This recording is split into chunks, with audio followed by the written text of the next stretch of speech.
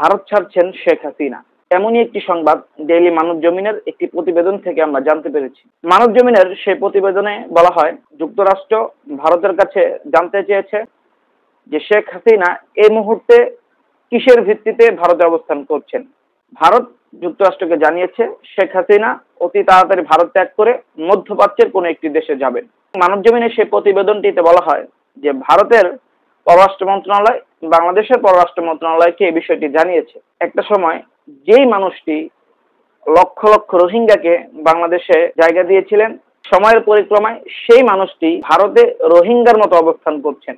যুক্তরাষ্ট্র, যুক্তরাজ্য সহ পৃথিবীর কোনো দেশই তাকে এখন গ্রহণ করতে চাচ্ছে না।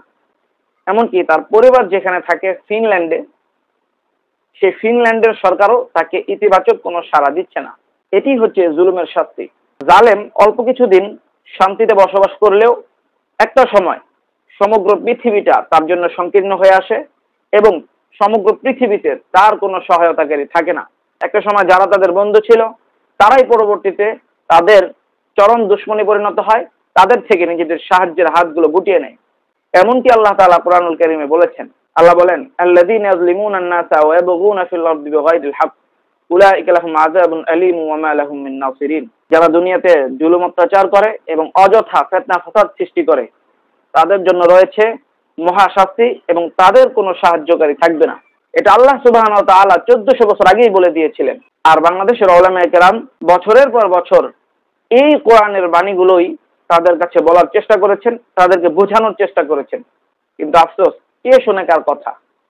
আজকে উলামায়ে কেরামের কথা না শোনার কারণে, সীমাহীন জুলুম এবং অত্যাচার করার কারণে শেখ হাসিনাকে আজকে সেই ভাগ্য বরণ করতে হয়েছে, যেই ভাগ্য ফেরাউন এবং নমরুদ এবং পৃথিবীর অন্যান্য যুগে যুগে জালিম শাহীদেরকে বরণ করতে হয়েছে। এটা অবশ্যম্ভাবী ছিল এবং এটাই ঘটার ছিল। আল্লাহ সুবহানাহু ওয়া তাআলার দরবারে লাখো কোটি শুকর ও সুজুদ যে আল্লাহ তাআলা বাংলাদেশ থেকে বাংলাদেশের ইতিহাসের সবচেয়ে বর্বর জালিমকে অপসারণ করে বাংলাদেশকে দ্বিতীয়বারের মতো মুক্ত এবং স্বাধীন করেছেন। আল্লাহুম্মা লাকাল হামদু ওয়া লাকাশ শুকর। এখন কথা হচ্ছে, শেখ হাসিনা মধ্যপ্রাচ্যে যাচ্ছেন, কিন্তু মধ্যপ্রাচ্যের কোন দেশে যাচ্ছেন সেটি ভারত স্পষ্ট করেনি। এখন কোন দেশে যেতে পারে শেখ হাসিনা? আমি ব্যক্তিগতভাবে মনে করি যে শেখ হাসিনা দুবাই যেতে পারেন। এর অনেকগুলো কারণও রয়েছে। প্রথম কারণ হচ্ছে, দুবাই অত্যন্ত কড়া নিয়ম কানুনের দিক থেকে মধ্যপ্রাচ্যের অন্যতম একটি রাষ্ট্র। আমাদের মনে থাকার কথা, কিছুদিন পূর্বে যখন বাংলাদেশে স্বৈরাচার বিরোধী আন্দোলন চলছিল, তখন আমাদের প্রবাসী কিছু ভাই দুবাইতেও এর সমর্থন জানিয়ে রাস্তায় নেমেছিলেন।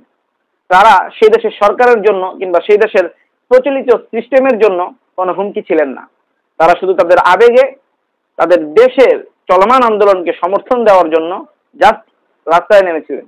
এর অপরাধে তাদের 57 জনকে গ্রেপ্তার করা হয়েছে এবং অনেককে এর মধ্যে যাবজ্জীবন কারাদণ্ড দেওয়া হয়েছিল। এর দ্বারা বোঝা যায় কঠোর নিয়ম কানুনের দিক থেকে দুবাই মধ্যপ্রাচ্যের অন্যতম একটি রাষ্ট্র। এর দ্বিতীয় কারণ হচ্ছে, দুবাই যে কোনো দেশের সরকার প্রধানকে একটু অন্যরকম ভাবে দেখে থাকেন, সম্মানের চোখে দেখে থাকেন। চাই সে বর্তমান সরকার প্রধান হোক, চাই সে পূর্বের প্রাক্তন কোনো সরকার প্রধান হোক। সুতরাং শেখ হাসিনা ক্ষমতায় আছে কি নেই, বেগম খালেদা জিয়া ক্ষমতায় আছে কি নেই, এটা দুবাইয়ের দেখার বিষয় না। তারা যেহেতু বাংলাদেশের প্রধানমন্ত্রী ছিলেন, দুবাই তাদের প্রচলিত নিয়ম অনুযায়ী তাদেরকে সম্মান করবে। তৃতীয় কারণটি হচ্ছে, ভারতের সাথে দুবাইয়ের অত্যন্ত কুল একটা রিলেশনশিপ আছে, যেটা সৌদি কিংবা অন্য কোনো দেশের সাথে নেই। সুতরাং এই দুই দেশের এই কুল রিলেশনশিপের কারণে বলাই যেতে পারে যে শেখ হাসিনা হয়তোবা দুবাই শিফট করছেন। তবে সে যাই করুক, যেখানেই যাক, শান্তিতে সে থাকতে পারবে না। কারণ অসংখ্য মানুষের হত্যাকারী সে, অসংখ্য বাবাকে সে সন্তানহারা করেছে, অসংখ্য মায়ের বুক খালি করেছে, অসংখ্য স্ত্রীকে বিধবা করেছে, অসংখ্য সন্তানকে সে এতিম করেছে। তার হাত বাংলাদেশের নিরীহ সাধারণ মানুষের রক্তে রঞ্জিত। মানুষের তীব্র ঘৃণা এবং অভিশাপে একটি জলজান্ত অভিশপ্ত মানুষে পরিণত হয়েছে সে।